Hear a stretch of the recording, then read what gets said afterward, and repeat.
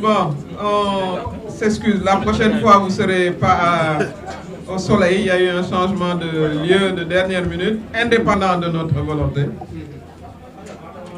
Donc, mesdames, messieurs, je vous remercie pour votre déplacement.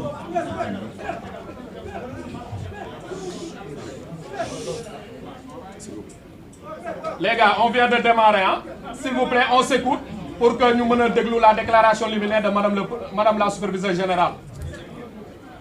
Si c'est bon pour tout le monde, elle peut commencer. C'est bon pour tout le monde? Hein? D'accord. Bien. Donc, j'avais commencé par dire que je vous remercie pour votre déplacement. Mesdames, Messieurs les journalistes, la coalition Diomaye Président souhaiterait vous entretenir de l'actualité dans notre pays. Particulièrement, je voudrais vous entretenir des avancées importantes en voie d'approfondir la démocratie sénégalaise qui, comme vous le savez, depuis des décennies, se nourrit de consensus fécond entre les acteurs publics. C'est dans cet esprit que le président de la République, son Excellence Bassirou Diomaye Faye, a tenu à perpétuer la tradition de dialogue qui constitue une véritable marque de fabrique de la démocratie sénégalaise. Il l'a fait en convoquant d'abord les assises sur la justice en 2024, juste 2 mois après son élection, et ensuite en convoquant le dialogue sur le système politique en 2025. Donc les projets de texte donnant corps au consensus, j'insiste bien sur le mot consensus, issus de ces 2 consultations, viennent ainsi d'être mis à la disposition des citoyens sénégalais. Préalablement, évidemment, à leur adoption en Conseil des ministres et à leur transmission à l'Assemblée nationale, certainement dans les meilleurs délais. Parce qu'il est évident que pour des textes d'une aussi grande importance, il faut veiller à ce que les Sénégalais s'en approprient parce qu'ils constituent l'essence du consensus qui a été obtenu suite à ces 2 concertations que j'ai évoquées. Concertation sur la justice et concertation sur le système politique. Donc cela est très important. Il y a en la matière 4 avant-projets dont je voudrais vous parler. Ces avant-projets, encore une fois, reflètent le consensus de ces dialogues. Il y a l'avant-projet de loi qui porte révision de la Constitution, puisque lorsque vous faites des changements aussi importants, il faut qu'ils soient reflétés dans la Constitution. Il y a également l'avant-projet de loi organique relatif à la création de la Cour constitutionnelle. Pour ceux qui sont en politique, récemment ou depuis bien longtemps, tout le monde sait que c'est une très vieille revendication de la classe politique qu'on ait une Cour constitutionnelle. Il y a également un 3e avant-projet de loi portant sur le code électoral, avec également la création de la Commission électorale nationale indépendante, la CENI. Une vieille revendication également de tous les acteurs politiques. Et il y a également un avant-projet de loi réparti qui est relatif aux partis politiques. 4 grands avant-projets qui, sous l'égide du président Bassirou Diomaye Faye, qui avait convoqué ces 2 dialogues, traduit aujourd'hui en projet de loi justement les accords que la classe politique a eus. Évidemment, le processus a été patient, parce que c'est quand même réformes de profondeur. Et ça, c'est pour garantir une prise en charge correcte des aspirations du peuple sénégalais. On ne peut pas aller à la va-vite. Telles que ces aspirations ont été exprimées par les forces vives de la nation qui se sont réunies, comme j'ai dit, au dialogue sur la justice et au dialogue sur le système politique. Et tout le monde a pu constater que c'était des dialogues francs, ouverts et constructifs. Alors, je voudrais vraiment insister sur la méthode, parce que je l'appellerai la méthode Bassirou Diomaye Faye. C'est d'abord de consulter de manière inclusive. Il croit au consensus.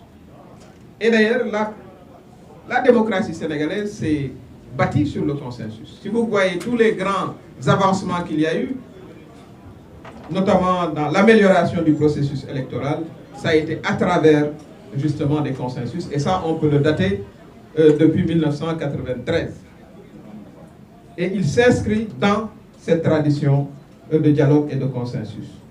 Donc d'abord, dans cette méthode, il faut noter la consultation de manière inclusive. J'ai rappelé les deux dialogues. Le recueil aussi de conclusions consensuelles. Évidemment, on ne peut pas s'entendre sur tout. Voilà, il y avait la société civile, il y avait les chefs religieux, il y avait les syndicats, il y avait l'opposition, etc. Mais il met l'accent sur ce qui a fait l'objet de consensus. Troisième élément de sa méthode, c'est qu'il faut assurer maintenant la traduction en texte juridique de ces accords. Là, c'est important. Et enfin, dernier élément de la méthode, c'est soumettre les textes au débat citoyen, y compris avec les journalistes, c'est ce que nous sommes en train de faire. Je rappelle que si vous allez, je le dirai plus tard, sur la plateforme du Petit, tous ces textes y sont. Et ensuite, évidemment, suivront le débat parlementaire. C'est ça la méthode Bassirou Diomaye Faye. C'est sa signature.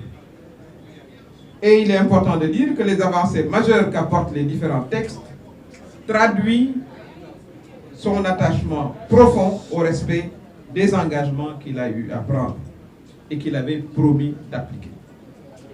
Alors, je vais revenir sur le premier avant-projet de loi portant révision de la Constitution, partager avec vous ce qu'on considère comme étant des avancées majeures. D'abord, je pense que c'est également une revendication de la classe politique, c'est que la fonction présidentielle devient incompatible désormais par la loi avec la direction d'un parti politique ou d'une coalition, laissant la place aux seules fonctions honorifiques. Donc il demeure notre président honorifique, mais il ne gère pas, voilà, il n'est pas l'instance exécutive de la coalition, tout comme n'importe quel président qui sera désormais élu ne pourra plus gérer directement son parti. Pour toutes les raisons voilà, que nous connaissons. Deuxième avancée de cet avant-projet de loi, c'est que l'Assemblée nationale elle-même voit sa fonction de contrôle étendue par la consécration du droit de ces commissions d'enquête, d'information. Ces commissions pourront entendre toute personne dont l'audition sera jugée utile, sous réserve bien sûr des immunités prévues par la Constitution. 3. Une réorganisation des pouvoirs seront mieux distribués au sein de l'exécutif. Et quatrièmement, avancée importante à noter, c'est que la qualité de membre du gouvernement deviendrait incompatible avec les fonctions de chef d'exécutif territorial. Il faut comprendre qu'un maire ou un président de conseil départemental ne pourra plus être membre du gouvernement, un choix devra être fait. Et je pense que c'est une bonne chose, justement, pour la gestion des collectivités territoriales.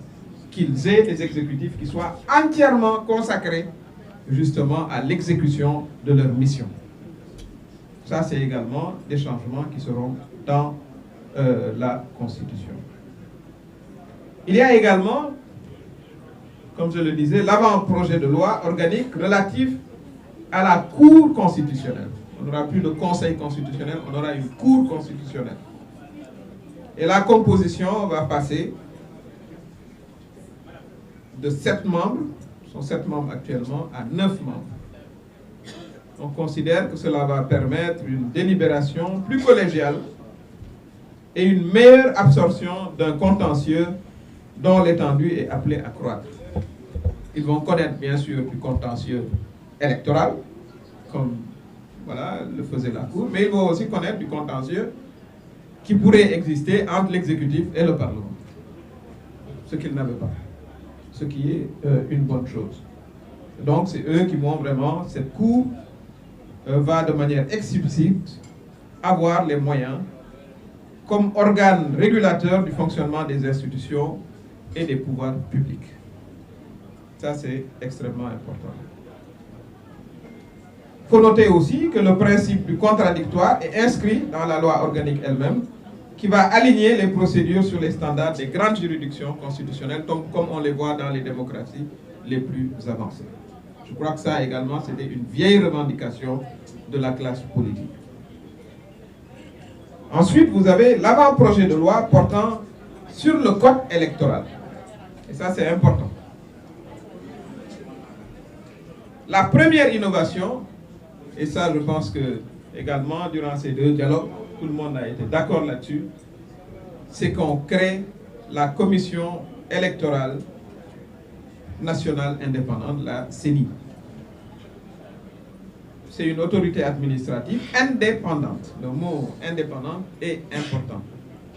Elle va exercer désormais les compétences qui, antérieurement, étaient exercées par le ministère de l'Intérieur, c'est-à-dire par l'exécutif. Je crois que ça, il faut le noter comme une avancée extraordinaire. Cette CENI va préparer, organiser et administrer les élections nationales, mais également les élections territoriales, tout comme les consultations référendaires. Assez important. Deuxième point.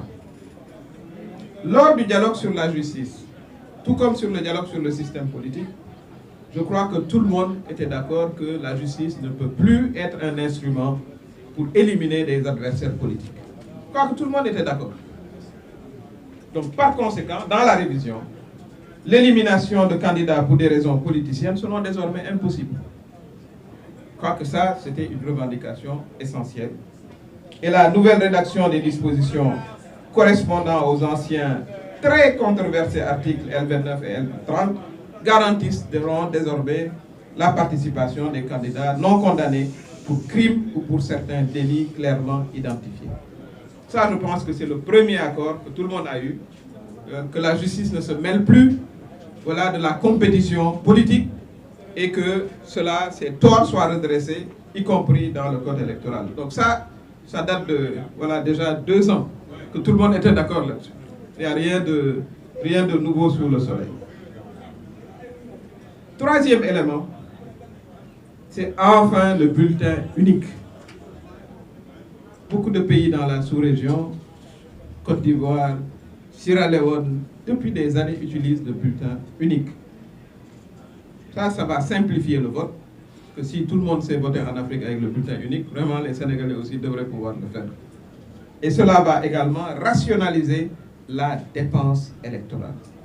Ça, c'est aussi une ancienne revendication de la classe politique et ça fait l'objet d'un consensus lors de la discussion sur le système électoral. Quatrième point important qui va figurer dans la réforme du code électoral, c'est la révision permanente des listes électorales. Vous savez que si vous ratez cette année, la période de révision, soit parce que vous êtes absent, etc., c'est terminé, vous n'avez plus votre droit de vote en réalité. Donc maintenant, ça se fera de manière permanente. Vous avez 18 ans, vous voulez vous inscrire ou vous décidez que vous voulez aller voter, voilà, pas à Pikine, mais à Kaolack. Voilà, vous pourrez le faire sans attendre une ouverture particulière. L'autre point également qui est important, c'est que le projet de loi va installer l'effectivité du droit de vote aux personnes en détention non déchues de leurs droits civiques. C'est important parce que si la loi ne vous déchoit pas, vous devez pouvoir aller voter. Et ça, c'est également une avancée importante. 6e point de révision, c'est l'institutionnalisation du débat programmatique entre les 2 candidats au second tour de l'élection présidentielle. Ça va être inscrit dans la loi. Que les Sénégalais sachent pour qui ils votent. Que les 2 candidats viennent devant les Sénégalais, proposent leur programme et que les Sénégalais puissent faire des choix informés. Cela est extrêmement important. 7e point de révision dans l'avant-projet de loi du Code électoral, c'est l'exigence du dépôt de la caution avant le retrait de la fiche de parrainage. Je rappelle bien. C'est-à-dire, l'objectif, c'est vraiment de mettre fin aux candidatures fantaisistes.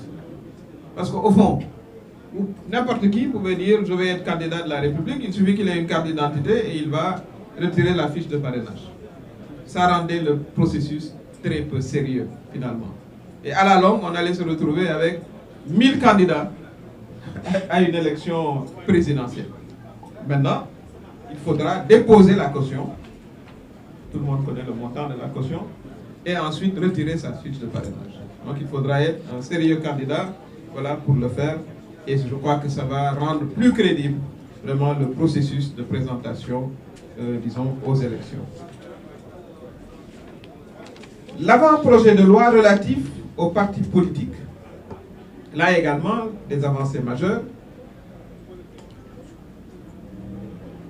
L'innovation centrale ici réside dans le financement public, dont d'ailleurs le principe a déjà été posé par la loi constitutionnelle du 5 avril 2016. Donc au fond, ce n'est pas nouveau. On est en train maintenant de mettre en application ce qu'on aurait dû faire depuis 2016. Et voilà un principe qui a été voté par l'Assemblée nationale. Mais il y a également une directive de l'UEMOA du 27 mars 2009 qui également prescrit, voilà, l'allocation de fonds publics pour justement le financement des partis, mais évidemment avec un encadrement. Et je vais y arriver. Si vous recevez de l'argent public, évidemment, le parti se soumettra au contrôle des comptes qui est confié à la Cour des comptes. Il ne s'agit pas de, voilà, tout le monde se présente et dire, voilà, j'ai un parti politique, il y en a presque 400 maintenant, et recevoir un financement. De toute façon, ceux qui seront habilités à recevoir le financement se soumettront au contrôle de la Cour des comptes. Les sources de financement privées seront strictement énumérées. On va dire d'où l'argent vient. Parce qu'on ne veut pas non plus que ce soit un système aussi de blanchiment qui ne dise pas son nom. Les dons anonymes et occultes, ou le financement par la fameuse crypto-monnaie, ou par des sociétés publiques, ou par des contributions étrangères, seront prohibés. Ça sera interdit de se faire financer par une société publique, par des dons anonymes ou occultes. Celui qui donne devra vraiment s'identifier très clairement. Et évidemment, les dons de l'extérieur, sauf les dons, évidemment, des Sénégalais établis hors du pays, dont la participation à la vie politique nationale demeure légitime. Mais on n'acceptera pas que des forces étrangères viennent financer des partis sénégalais. Alors, voilà les 4 avant-projets de loi qui sont déjà accessibles pour que vous les connaissiez, que vous en imprégniez, que vous puissiez faire vos commentaires sur la plateforme et avant que cela n'aille en Conseil des ministres et au niveau de l'Assemblée nationale. Mais je veux également insister ici sur quelque chose de très important. Le président Bassirou Diomaye Faye, j'ai indiqué sa méthode, en vue de renforcer la dynamique de concertation, a mis en place un processus bien précis depuis 2024. Je dis 2 mois après son élection, il est arrivé au pouvoir en mars. En mai, il a organisé les assises de la justice. Il a d'abord mis en place un comité d'experts avisés sur la question, pour l'élaboration des recommandations consensuelles suite au dialogue sur la justice. Il a ensuite mis un autre comité d'experts suite au dialogue politique de 2025. Des gens qui connaissent également la matière et qui ont assisté au dialogue. Il a ensuite mis en place un comité technique pour fusionner les recommandations consensuelles. Ce n'est pas enfermé dans son bureau. Hein. Troisièmement, et là c'est important de le saisir, il a instruit la mise en place d'un comité de relecture auquel ont participé quand même le président de l'Assemblée nationale, tout ce dont j'ai parlé là. Comité de relecture, le président de l'Assemblée nationale faisait partie du comité. Peut-être que les députés ne le savent pas. Et les députés doivent savoir que le président à l'Assemblée nationale a assisté à tout ce dont j'ai parlé et que le comité de relecture, il y était.